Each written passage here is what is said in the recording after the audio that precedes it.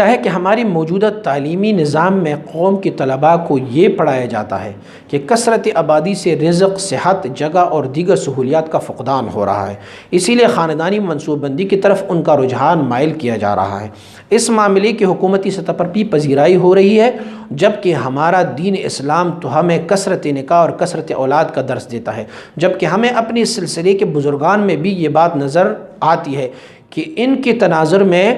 دنیاوی تعلیم کو دینی احکامات پر ترجیح دینے والے بندے کے لیے کیا حکم ہے۔ بات خاندانی منصوبہ بندی کی ہے،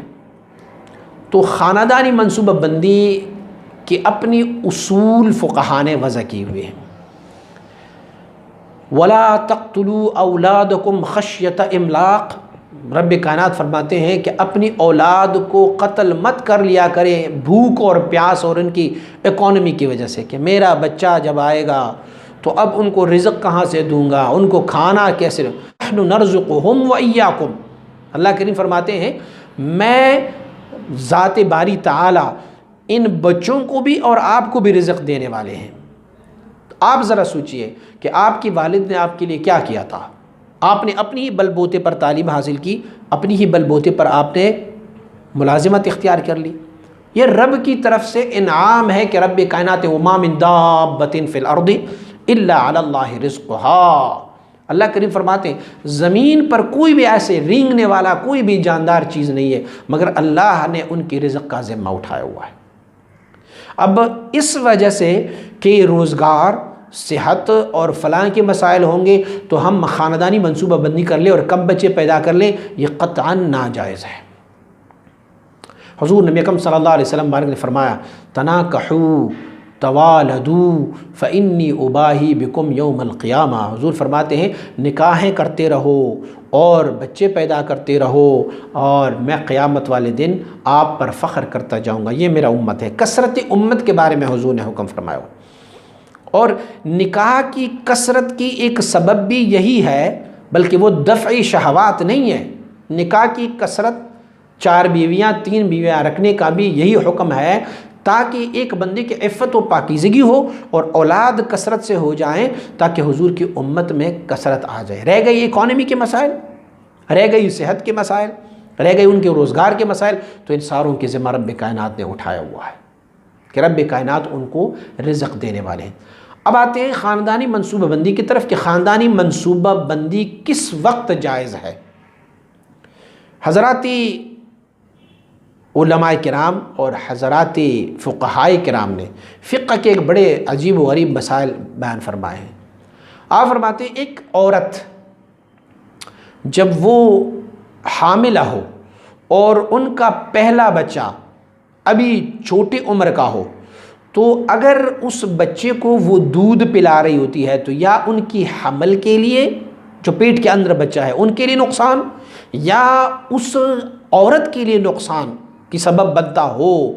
تو اس وقت تک عورت کو حاملہ نہیں ہونا چاہیے۔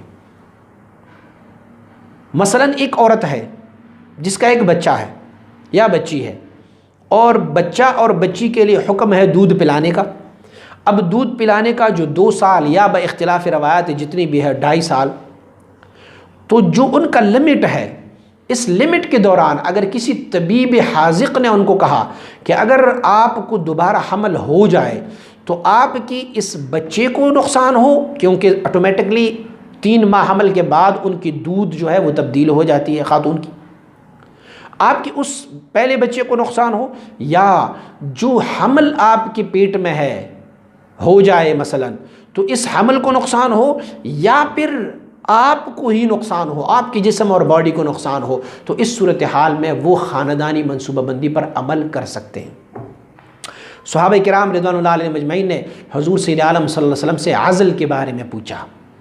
کہ یا رسول اللہ ہم عزل کر لیں۔ عزل اسے کہتے ہیں کہ ہم بستری کی جائے اور جب ڈسچارجنگ کا ٹائم آ جائے تو وہ اپنی آلہ کو باہر نکال کے باہر ڈسچارج ہو جائے، اس کو کہتے ہیں عزل۔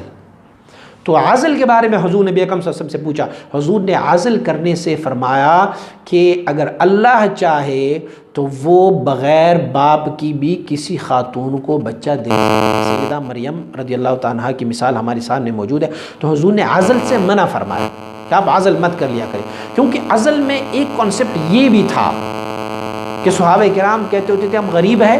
فقیر ہے، ہمارے پاس اپنے کھانے کو کچھ نہیں ہے، بچہ آئے گا تو ہم ان کو وہاں سے کہاں سے کھلائیں گے؟ تو حضور نے اس خوف اور اس ڈر کی وجہ سے صحابہ کرام کو بھی عزل کرنے سے منع فرمایا ہے۔ تو اگر یہ صورتحال ہو کہ ایک بچہ ہونے کے بعد دوسرے بچے کے لیے وہ مناسب وقفہ رکھا جائے جو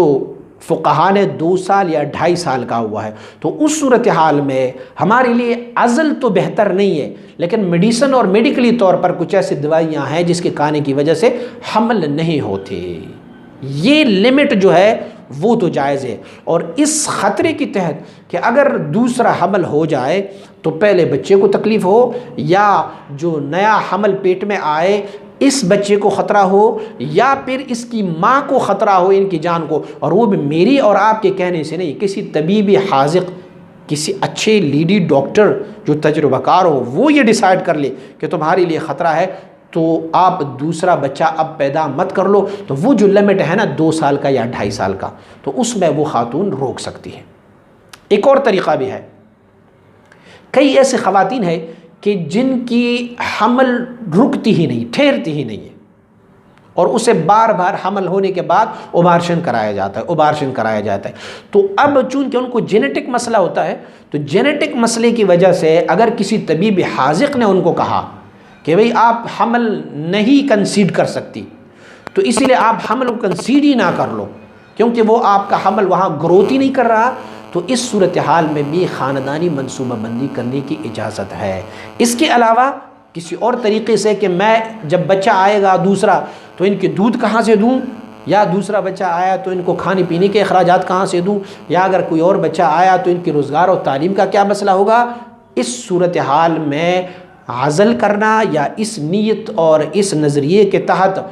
بچے روکنا، یہ اللہ کی خلقت کو روکنا ہے، ایسے نہیں کرنا چاہیے، یہ جواز نہیں ہے۔